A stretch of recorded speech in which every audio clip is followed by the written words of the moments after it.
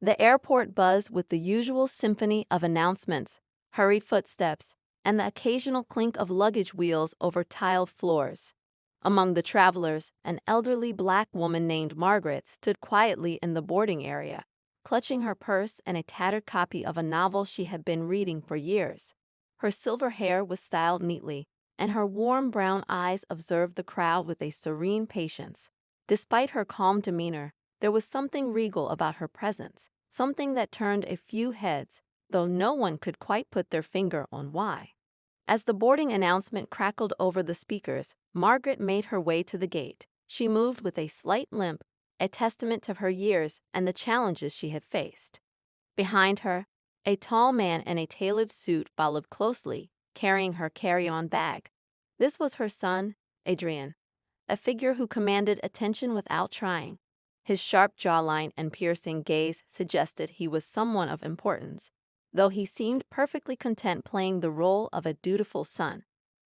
Once on board, Margaret settled into her seat near the front of the plane, and Adrian ensured she was comfortable before taking his place a few rows behind. The cabin hummed with the chatter of passengers and the bustling of flight attendants preparing for takeoff. One of them, a young woman named Claire, moved briskly through the aisles, her blonde ponytail swinging as she greeted passengers. Claire had a reputation among her colleagues for being efficient, sometimes to the point of brusqueness. As Claire approached Margaret's seat, she hesitated.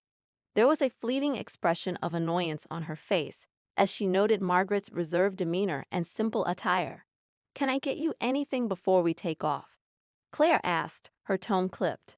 Margaret smiled politely. "No, thank you, dear. I'm fine." But Claire's eyes lingered a moment too long, a subtle but unmistakable sign of judgment.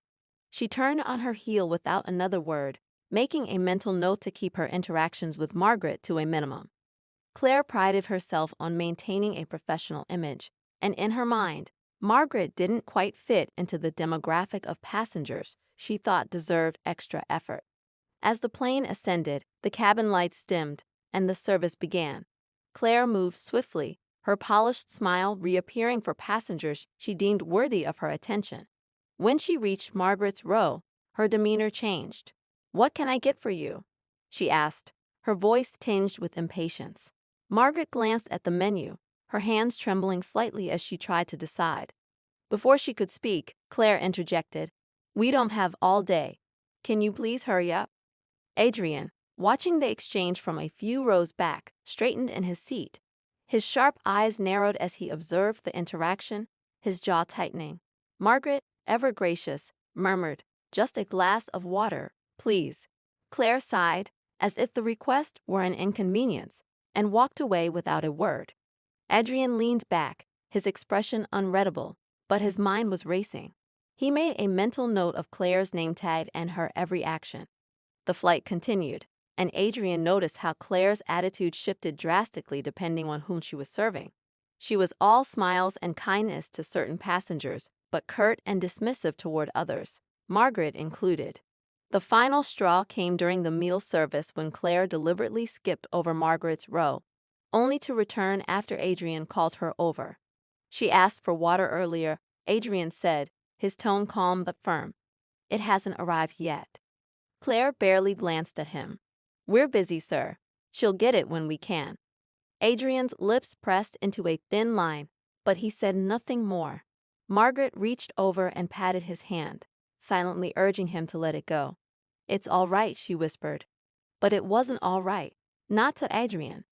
As the plane began its descent, Margaret leaned back and closed her eyes, her expression one of quiet reflection. Adrian, however, couldn't shake the simmering anger beneath his composed exterior. He knew his mother didn't want a scene, but he also knew something needed to be done. He waited patiently, biding his time. When the plane landed and passengers began to disembark, Adrian stepped forward. "Excuse me, Miss Claire," he said, his voice carrying a weight that made her pause. She turned, clearly irritated but masking it with a thin smile. "Yes. I'd like to introduce you to someone," he said, gesturing to Margaret, who was now standing by his side. "This is Dr. Margaret Harris, one of the most respected figures in her field. She's not just my mother, She's a trailblazer who's changed countless lives.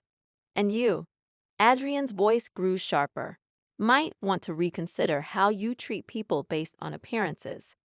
Claire's face turned ashen, her mouth opening and closing as if searching for words. The murmurs of other passengers who had overheard the exchange grew louder.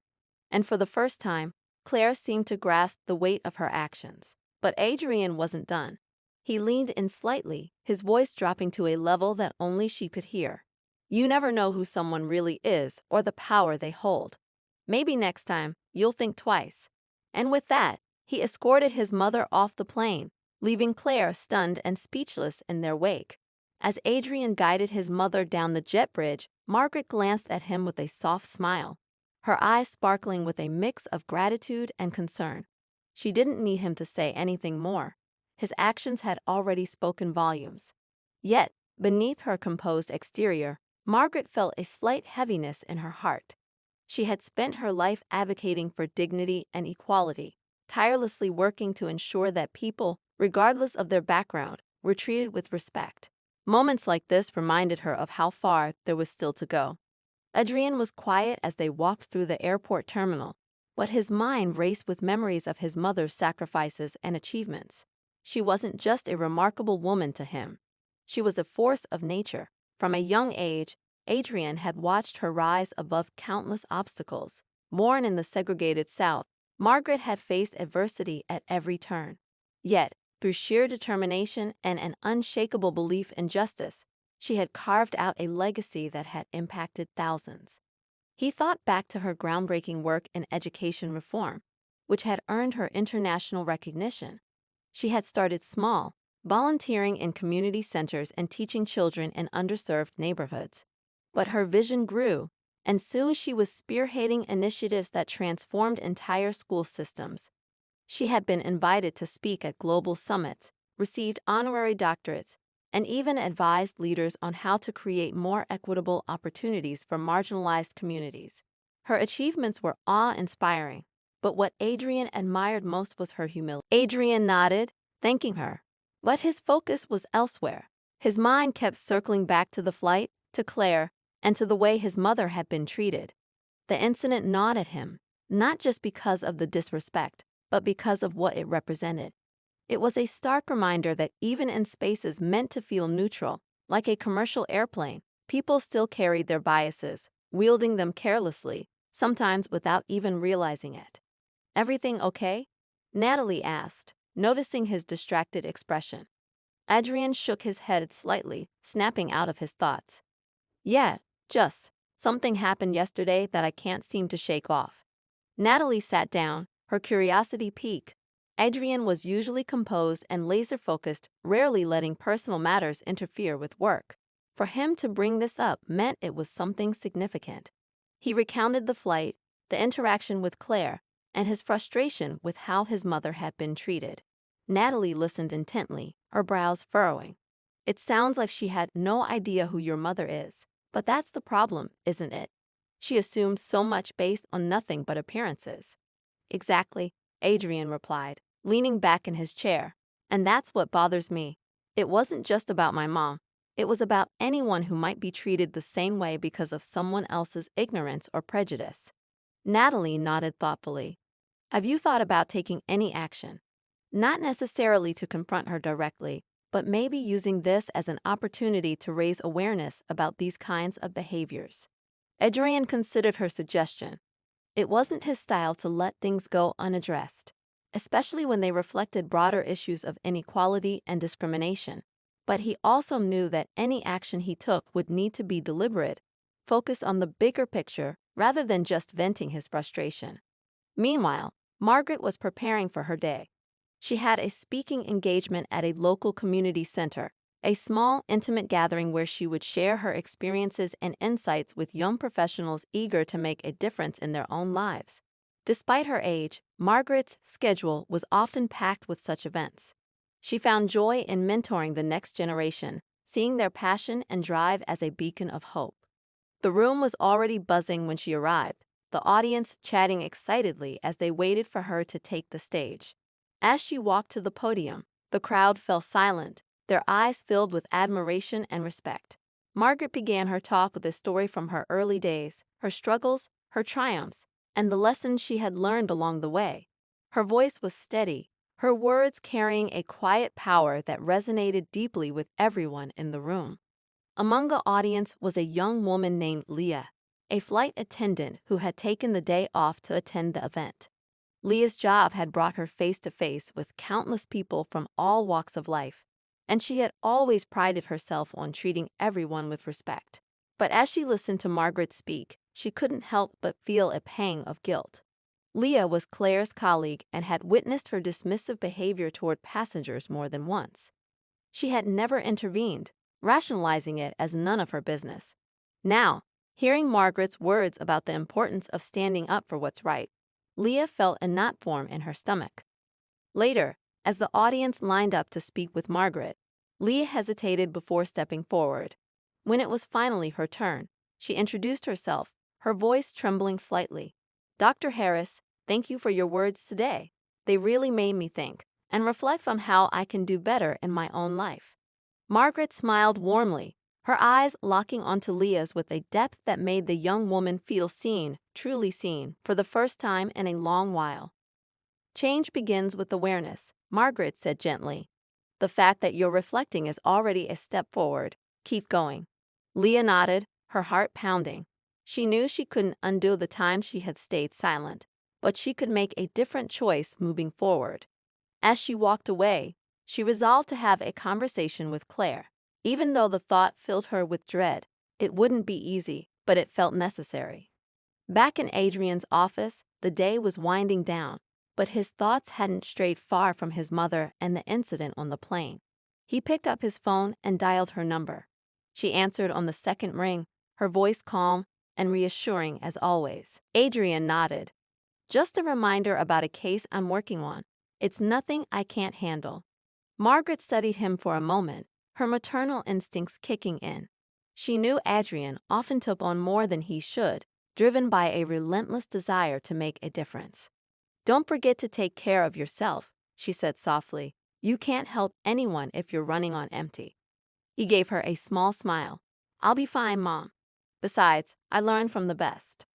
Their bags arrived, and they made their way to the car Adrian had arranged to pick them up.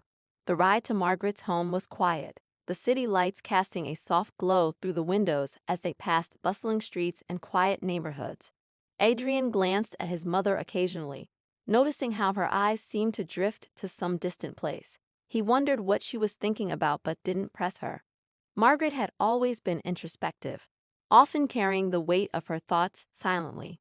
When they arrived at her modest but charming house, Adrian helped her inside and set her bags down in the living room. The walls were adorned with photographs and awards, each one telling a story of Margaret's incredible journey. Adrian couldn't help but feel a surge of pride as he looked around. This house was more than a home. It was a testament to resilience and purpose. Margaret sank into her favorite armchair, sighing contentedly. "It's good to be home," she said, her voice tinged with gratitude. Adrian sat across from her, leaning forward slightly. "Mom, I know you don't like drawing attention to yourself, but people need to hear your story.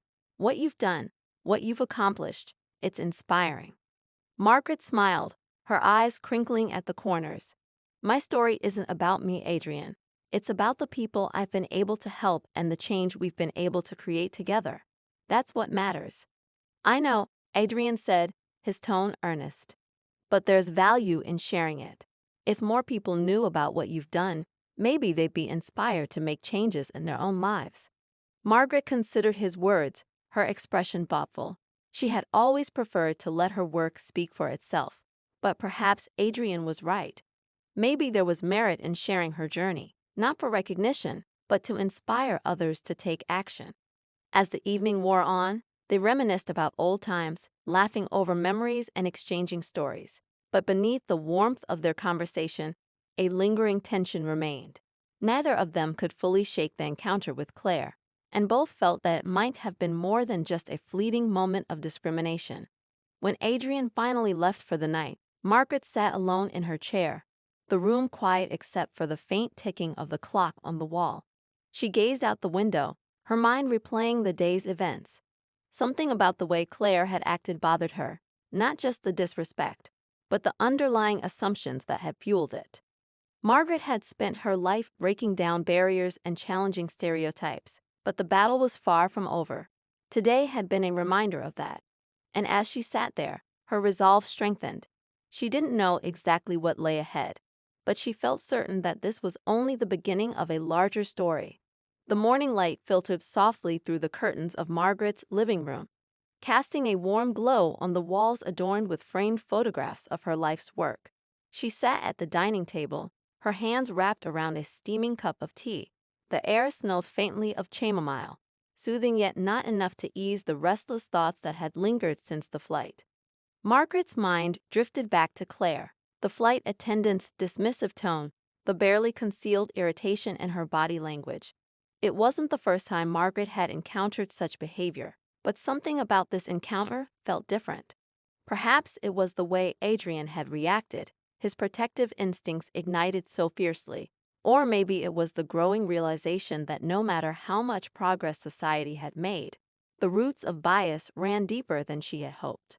Across town, Adrian sat in his sleek office, scrolling through emails while sipping his third cup of coffee for the morning. His assistant, Natalie, knocked lightly on the door before stepping inside. She held a folder marked with a red label, one of the cases that had consumed much of Adrian's time lately. "Morning, Adrian," she said, placing the folder on his desk. "This just came in. It's the background report on the opposing counsel for the Fairhope case. How was your event?" Adrian asked, genuinely curious. "It was lovely," Margaret replied. "A wonderful group of young people, full of potential. It reminded me why I do what I do." Adrian smiled, but then his tone grew serious. "Mom, I've been thinking about the flight, about Claire. I know you told me to let it go, but I feel like there's a bigger conversation to be had here. It's not just about her. It's about the mindset she represents."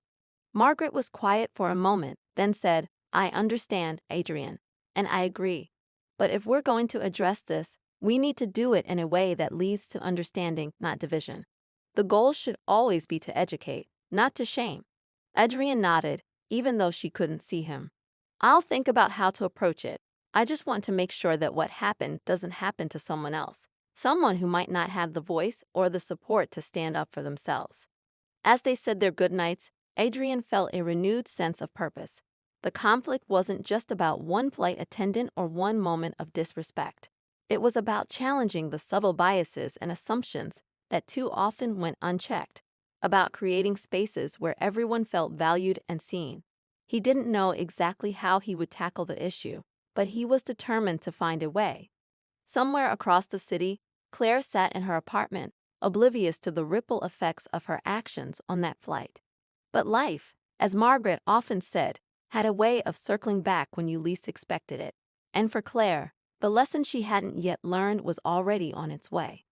Adrian sat at his desk late into the night, the soft glow of his desk lamp illuminating the scattered notes and files in front of him. His mind was sharp, calculating, but there was an underlying frustration he couldn't shake.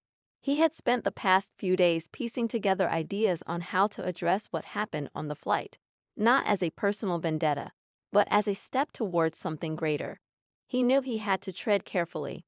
Making a public statement or filing a formal complaint could escalate things in unpredictable ways, and he didn't want to risk turning the narrative into a spectacle.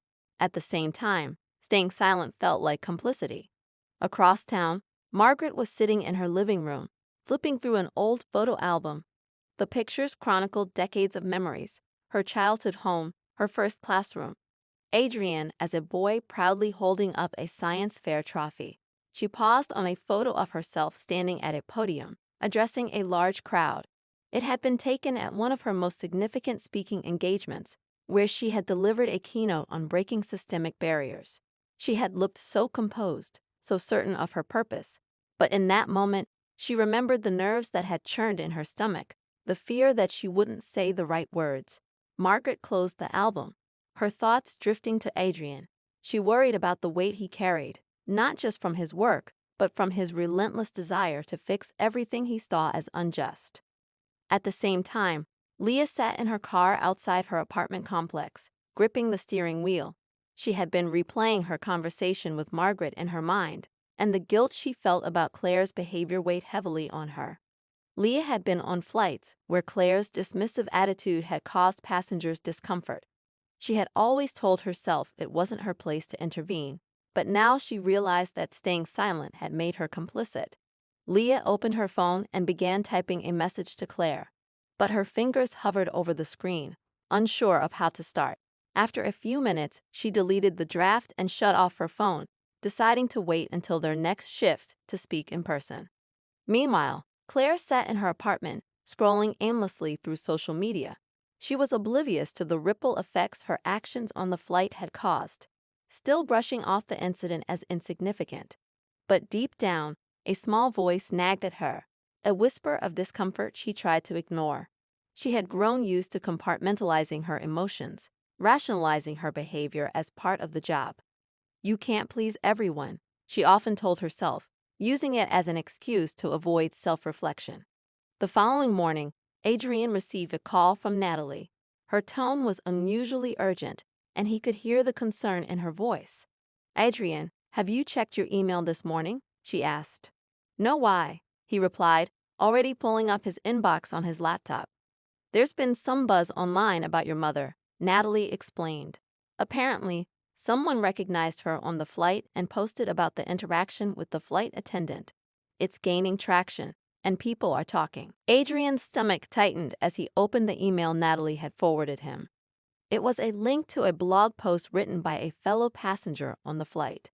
The author had recounted the entire incident, describing Margaret's poise and grace in the face of Claire's dismissive behavior. The post ended with a call to action, urging readers to reflect on their own biases and how they treated others. What surprised Adrian most were the comments. Hundreds of people had shared their own stories of facing discrimination or witnessing it, and many expressed admiration for Margaret's quiet strength. Adrian's immediate reaction was to shield his mother from the growing attention, but he quickly realized that this might be an opportunity to amplify her message. He forwarded the link to Margaret with a simple note. "We need to talk." Margaret read the post carefully, her emotions a mix of surprise, gratitude, and unease. She wasn't one to seek attention, but she couldn't deny the potential impact of this moment. When Adrian called her, she answered on the first ring. "Have you seen it?" he asked. "Yes," she replied. "It's unexpected, but I can see why it's resonating with people. I think we should use this," Adrian said, his tone measured. "Not to go after Claire, but to spark a larger conversation. People are paying attention, and we can steer that attention towards something meaningful." Margaret hesitated. She admired Adrian's determination, but she worried about the personal cost. "Adrian, I've always believed in leading with grace, even when addressing difficult topics. If we do this, it has to come from a place of education and understanding." "I know, Mom," Adrian reassured her. "We'll do it your way." While they strategized, Leah prepared for her next flight. She knew Claire would be on the same crew, and the thought of confronting her filled Leah with anxiety. She replayed different scenarios in her head, imagining how Claire might react, but no matter how uncomfortable it felt, Leah knew she couldn't ignore her conscience any longer. When Leah arrived at the airport, she spotted Claire chatting with another flight attendant near the gate. Claire's carefree demeanor only heightened Leah's resolve. As soon as she had a moment alone with Claire, Leah took a deep breath and said, "Can we talk for a minute?" Claire looked at her with mild curiosity. "Sure, what's up?" Leah hesitated, choosing her words carefully. "It's about the flight the other day. The way you treated that passenger, it wasn't okay. I think you might not have realized how dismissive you came across, but it left an impression. People noticed." Claire's expression hardened, and she crossed her arms defensively. "Look, Leah, I don't need a lecture. I was just doing my job." "But were you?" Leah pressed gently.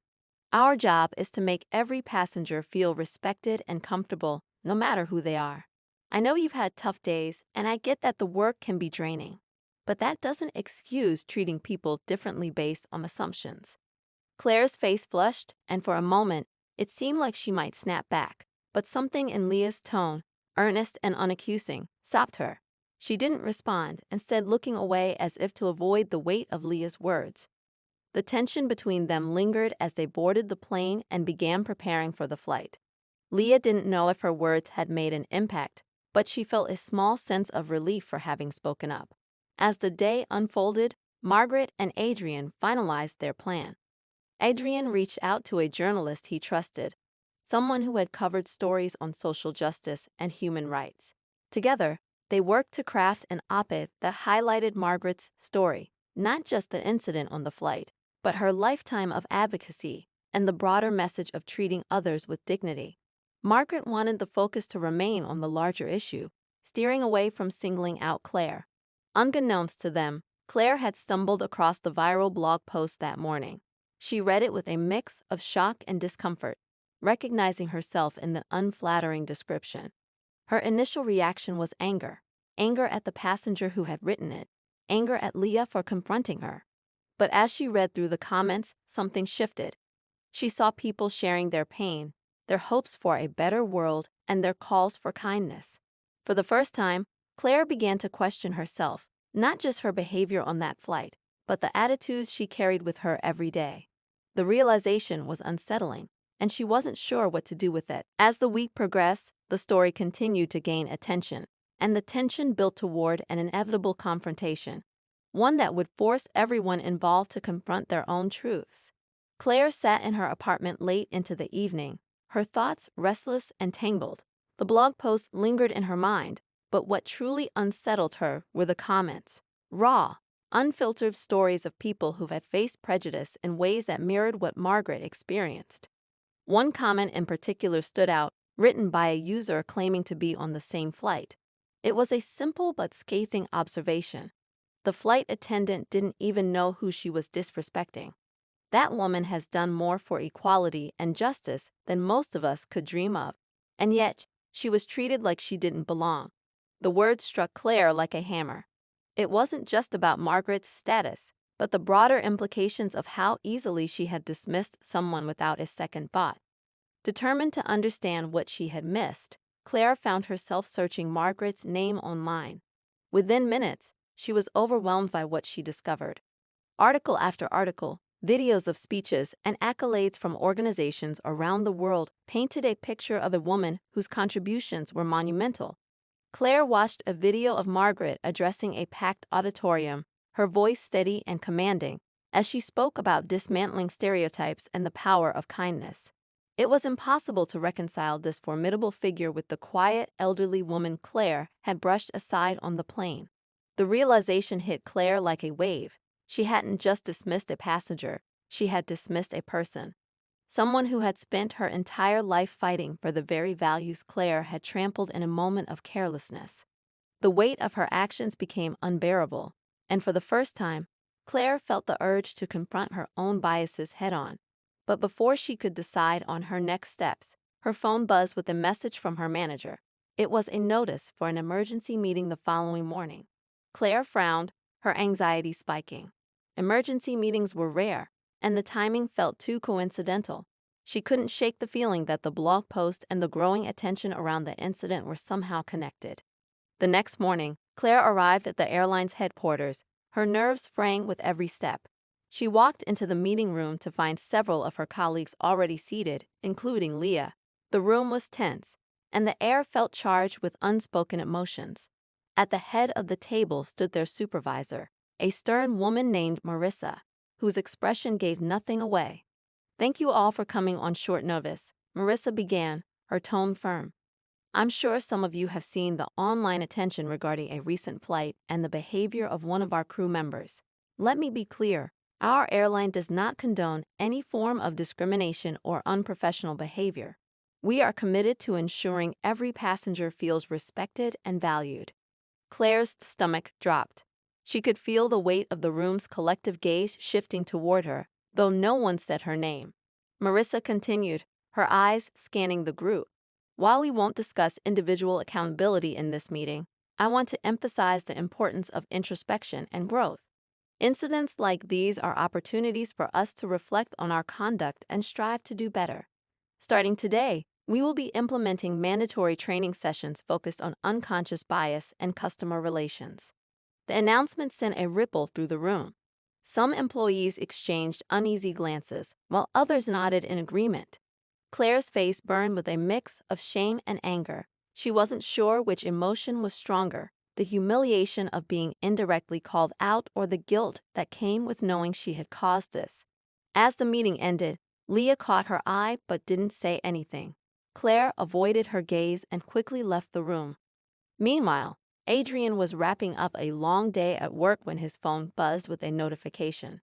It was a message from a journalist friend who had been following Margaret's story. The text read, "Something you should know.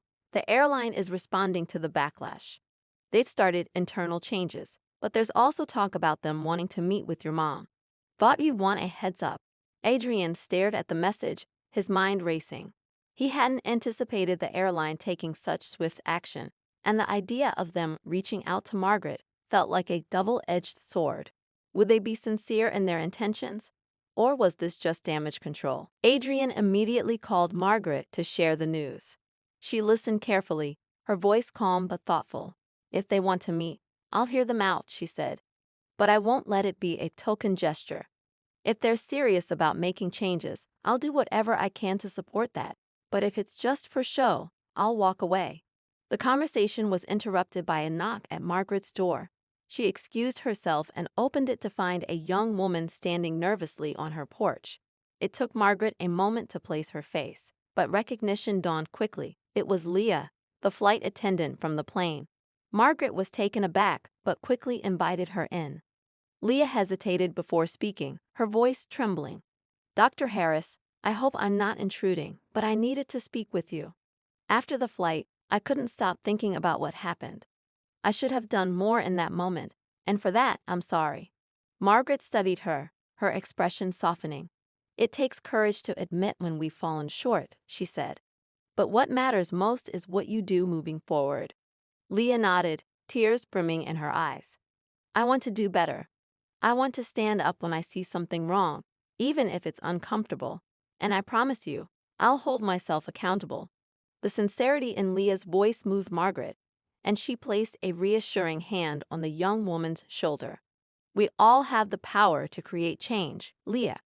Even small actions can make a difference."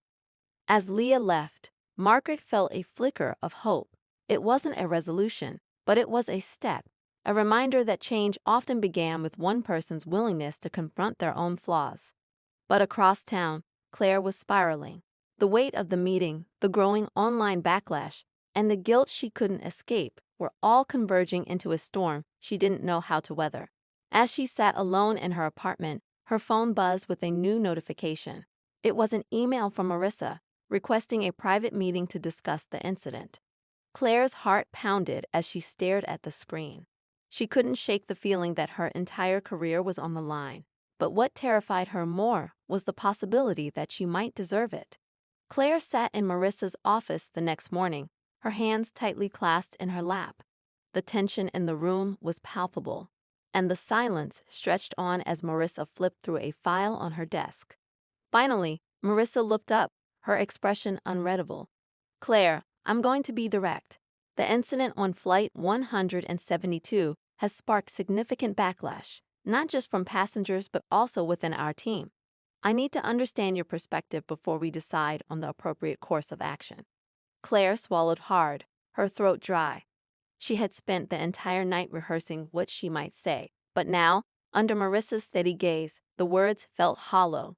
I didn't mean to disrespect anyone," she began, her voice shaky.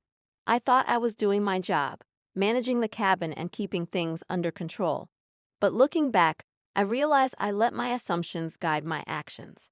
I failed to treat Dr. Harris with the respect she deserved, or any passenger, for that matter." Marissa nodded, her expression still neutral. "And why do you think that happened?" Claire hesitated, the question cutting deeper than she expected. She thought about her upbringing, the subtle biases she had absorbed over the years, and the stress of a demanding job that had made her jaded. "I think I've let my own frustrations and biases get in the way," she admitted. I've been so focused on getting through the day that I stopped seeing passengers as individuals. I was wrong, and I know that now. Marissa leaned back in her chair, considering Claire's words. Acknowledging that is a start, she said. But words aren't enough. If you want to stay with this airline, you'll need to commit to doing better, not just for our passengers but for yourself. Claire nodded, tears threatening to spill. I'm willing to do whatever it takes. Meanwhile, Margaret was preparing for her meeting with the airline's executive team. Adrian had joined her for moral support, and they sat in a private conference room at the airline's headquarters. Margaret had insisted on keeping the focus on solutions rather than retribution, and Adrian respected her approach, though he still felt a simmering anger over how she had been treated. When the executives entered the room, they greeted Margaret warmly, clearly aware of her stature and the potential consequences of mishandling the situation. The head of customer relations began the meeting with an apology. Dr. Harris, we deeply regret the way you were treated on Flight 172. It does not reflect the values of our company, and we take full responsibility for our failure to ensure Margaret a positive experience for every passenger. Calm but firm. I appreciate your acknowledgement, she replied, but apologies are only meaningful if they lead to action. What steps are you taking to ensure this doesn't happen again? The team laid out their plans: new training programs for all staff, a review of company policies to address implicit bias, and the creation of a passenger advocacy committee. Margaret listened carefully, asking thoughtful questions and offering suggestions. As the meeting progressed, she began to feel a cautious optimism that real change was possible. Toward the end of the meeting, the door opened and Claire walked in, her face pale but determined. Margaret and Adrian exchanged surprised glances as Claire approached the table. Dr. Harris, Claire began, her voice steady despite her obvious nerves. I wanted to speak with you personally. I know my actions hurt you, and for that, I am deeply sorry. I made assumptions about you that were unfair and wrong. I've been reflecting a lot, and I want you to know I'm committed to changing, not just for this job, but for myself. Margaret studied Claire for a long moment. There was no anger in her eyes, only a quiet strength. Claire, she said gently, growth begins with acknowledging our mistakes. I accept your apology, and I hope you'll use this experience to become a better version of yourself. Claire nodded, her relief evident. But just as the tension in the room seemed to ease, Adrian's phone buzzed on the table. He glanced at the screen and froze. Mom, he said, his voice low, you need to see this. He handed her the phone, and Margaret's brow furrowed as she read the message. It was an alert about a new viral video. A passenger had recorded part of the interaction on the flight, and it had just surfaced online.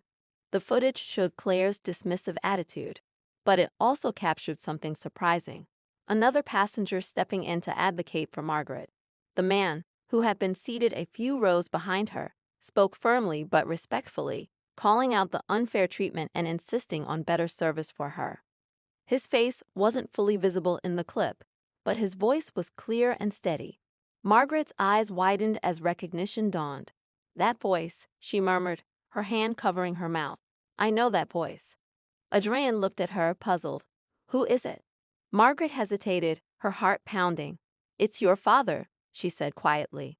The room fell silent as everyone processed her words. Adrian's father had left their family decades ago, and neither Margaret nor Adrian had seen him since. The revelation sent a shockwave through Adrian, who struggled to reconcile the man's sudden reappearance with the years of absence and silence. The story had taken an unexpected turn, one that raised more questions than answers. Margaret felt a swirl of emotions: gratitude for the stranger who had stood up for her, confusion over his identity, and an overwhelming sense of uncertainty about what this meant for their family.